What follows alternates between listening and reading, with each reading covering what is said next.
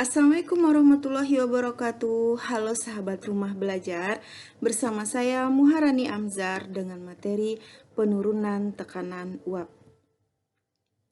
Tujuan pembelajarannya adalah melalui model pembelajaran project based learning. Diharapkan siswa mampu menganalisis fenomena penurunan tekanan uap jenuh dan diharapkan agar siswa memiliki karakter yang mandiri dan siswa terbiasa dalam berpikir kritis, kreatif, komunikatif, dan kolaboratif.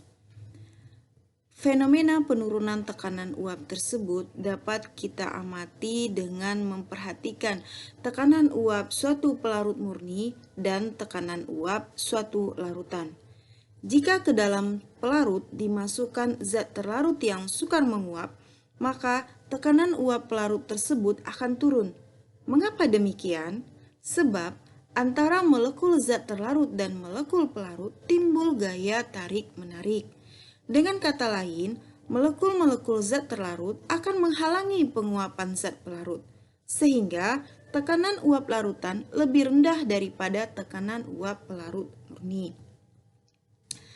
Nah, fenomena tersebut dapat kita amati bahwa pelarut murni tekanan uap jenuhnya lebih tinggi daripada tekanan uap jenuh larutan, sehingga penurunan tekanan uap tersebut merupakan selisih dari pelarut murni dikurangin dengan larutan. Nah, kita beri lambang untuk penurunan tekanan uap yaitu delta P, sementara lambang untuk tekanan uap pelarut murni adalah P0 dan tekanan uap larutan adalah P. Nah, pada tahun 1887, F.M. Roth menyatakan bahwa penurunan tekanan uap atau delta P berbanding lurus dengan fraksi mol zat terlarut, sehingga dinyatakan oleh F.M. Roth bahwa delta P sama dengan P0 dikali Xt. Semakin besar fraksi mol zat terlarut dalam larutan, maka semakin besar penurunan tekanan uapnya. Jadi berdasarkan persamaan di atas, kita dapat menurunkan suatu rumus untuk menghitung tekanan uap larutan tersebut. Dari awal tadi telah dibahas bahwa penurunan tekanan uap sama dengan P0 dikurangin P. Kemudian kita telah membahas bahwa fraksi mol zat terlarut ditambah dengan fraksi mol zat pelarut sama dengan 1. Dan fraksi mol zat terlarut tersebut merupakan 1 dikurangin fraksi mol zat pelarut atau Xt sama dengan 1 dikurangin Xp. Kemudian F.M. Roth tadi menyatakan bahwa delta P sama dengan P0 dikali Xt. Sehingga jika kita substitusi diperoleh bahwa delta P itu kan sama dengan P0 dikurangin Xp dan Xt tadi sama dengan 1 dikurangin Xp. Kemudian P0-nya kita eliminasi sehingga terakhir diperoleh bahwa P sama dengan P0 dikali Xp, yaitu tekanan uap larutan sama dengan tekanan uap pelarut murni dikali fraksi mol zat pelarut. Berikutnya contoh soal dari penurunan tekanan uap. Tekanan uap air pada temperatur 25 derajat Celcius adalah 23,76 mm Hg.